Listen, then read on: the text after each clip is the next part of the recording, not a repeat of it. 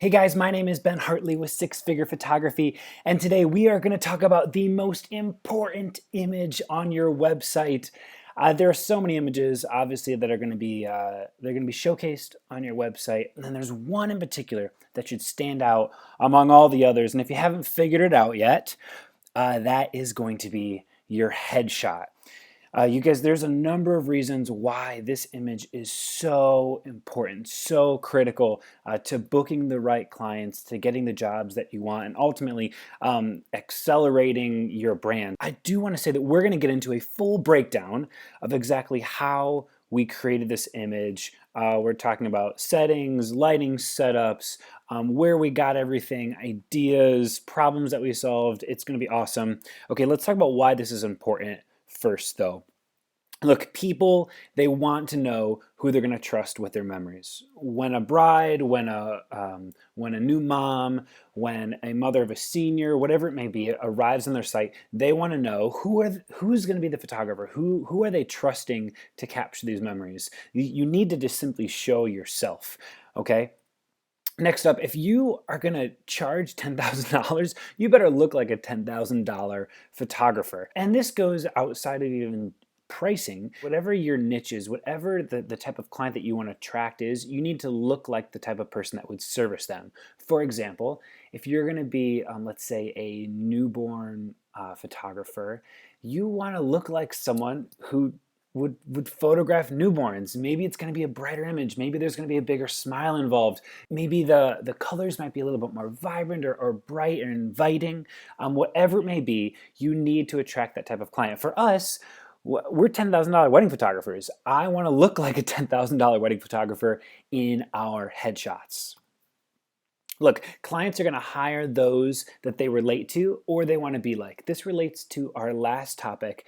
But I actually we were flown out to New York a couple of weeks ago, and the bride that had flew us out there was actually talking about another photographer local to our market and just saying that very candidly to us, I could never hire that particular photographer because they just don't have style. They don't have taste.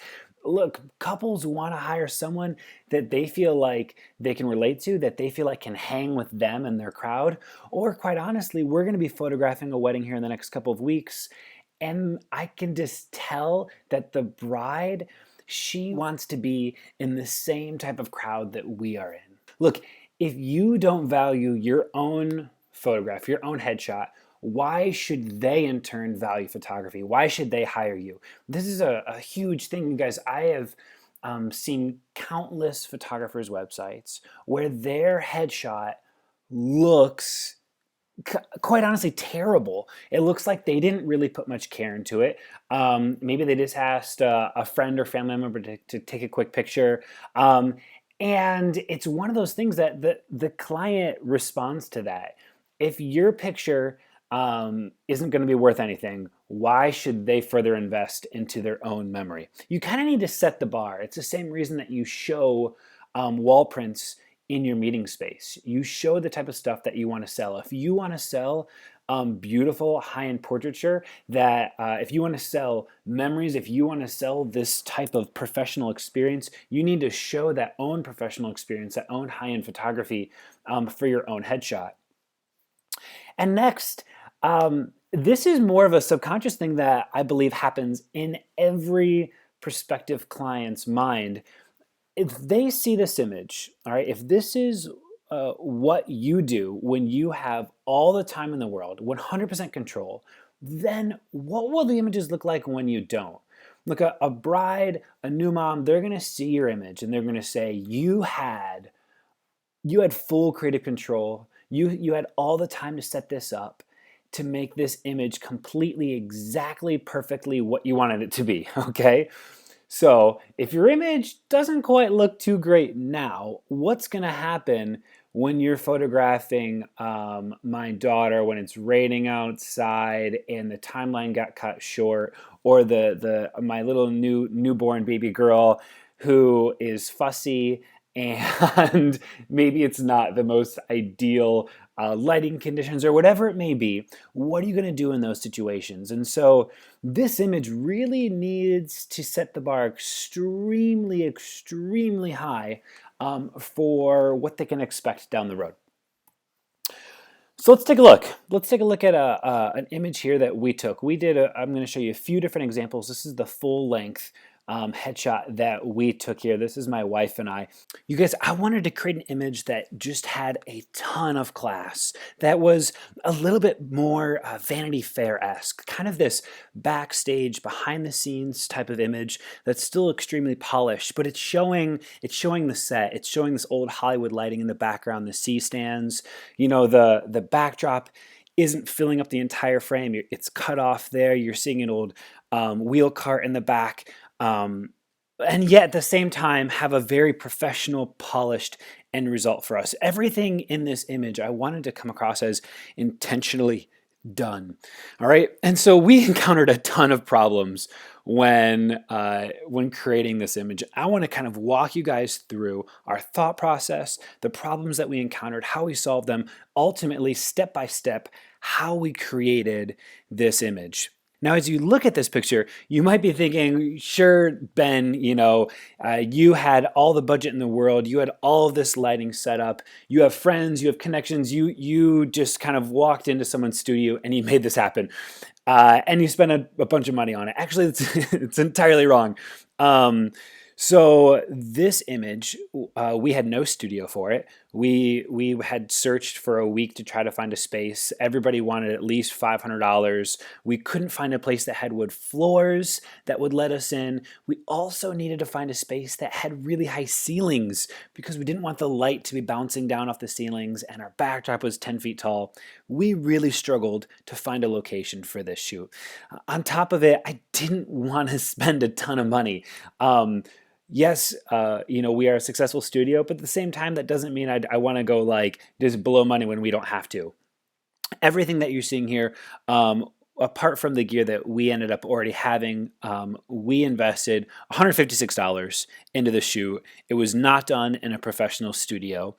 This was actually shot in a church.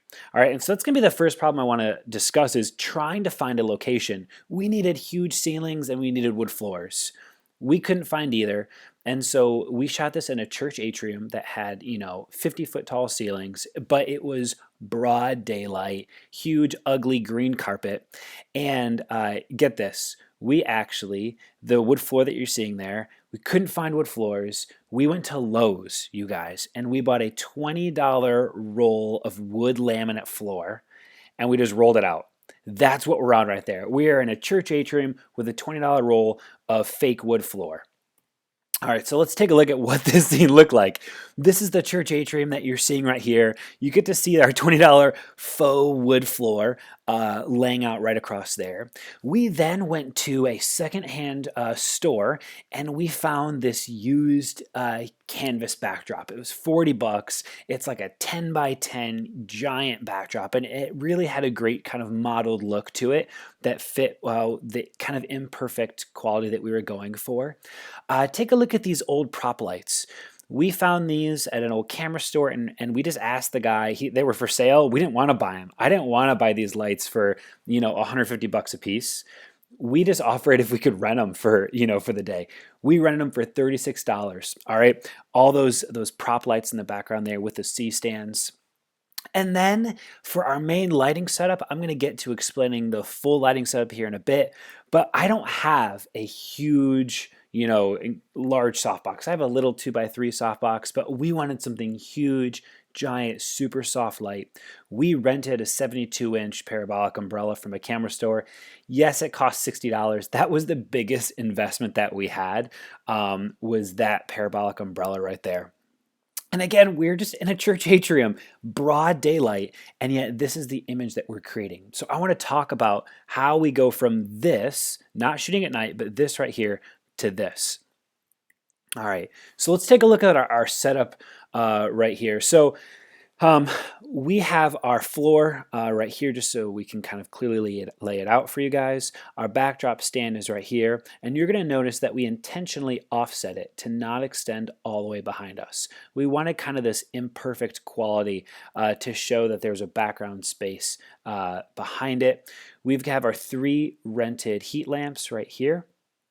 Our large 72-inch parabolic umbrella. We put it up about 6 feet tall at the main strobe light here. Obviously, this is us as the talent. And then I'm going to get to explaining these back here, but we had a couple speed lights in the background, little kicker environmental lights actually. The back one was 13 feet up, and the one over here on our right side was about 5 feet up. Okay, this was our setup.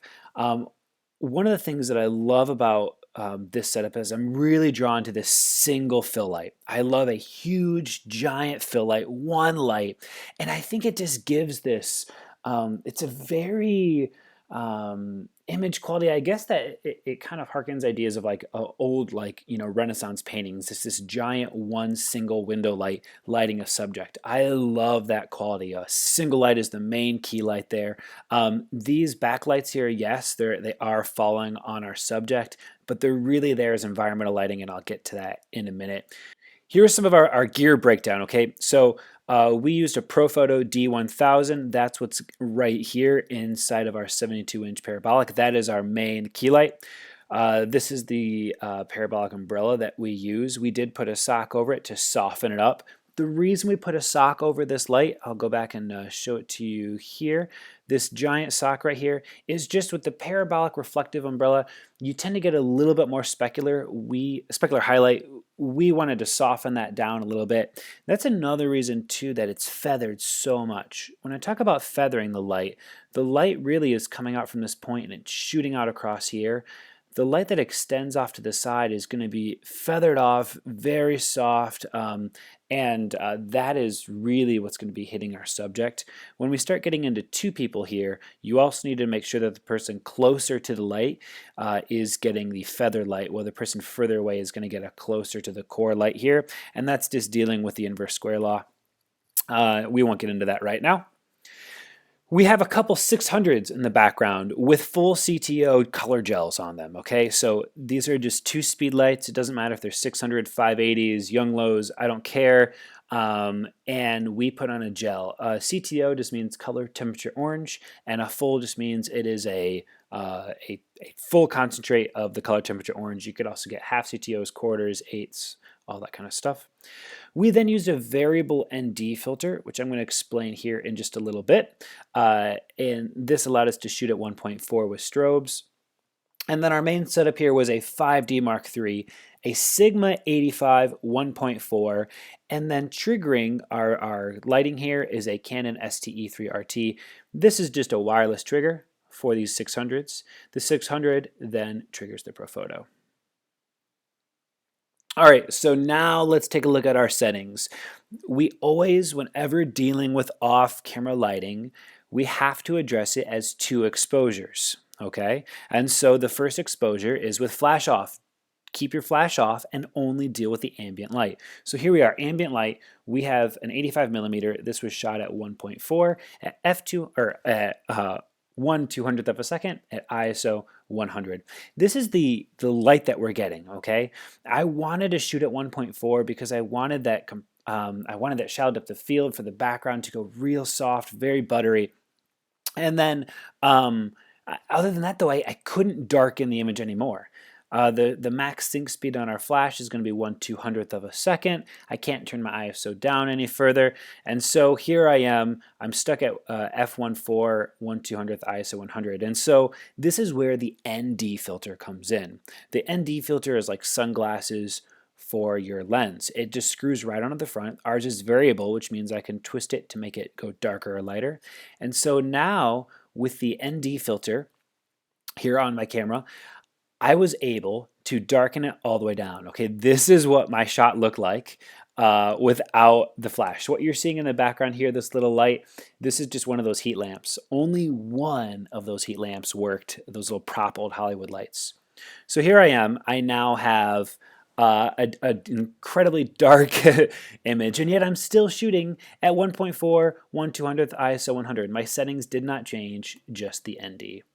Okay, so now we're going to introduce our flash. So here we go. We have the D1000, the Profoto D1000 Air with that 72-inch parabolic. This is what's filling us all in. All right, and then there's two 600 speed lights that are creating a little bit of a glow back here. I'm going to explain the reason for these 600s here in a little bit. But now I want to talk about posture. I want to talk about pose, because pose is often discussed kind of isolated, right? So, hey, how do I pose a girl? How do I pose a guy? Well, really, you need to know how to pose someone in relation to lighting. Posing can never be isolated. Posing always needs to be directly in relation to light. And so with our parabolic umbrella being off to the left here, let's talk about how we posed. All right, so again, we have our lighting here off to the left. We have our talent right here, okay? This is the only light that we're gonna be talking about, this light and our subject. Ignore our little 600s and ignore our little environmental lights back there. So we'll talk about Leslie here first, my wife.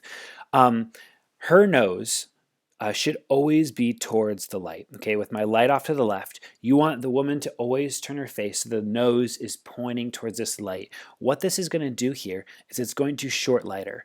All right, so the narrow side of her face is going to be receiving the light. The broad side of her face here is going to start to go to more shadow. Okay, so her nose is pointing more towards the light.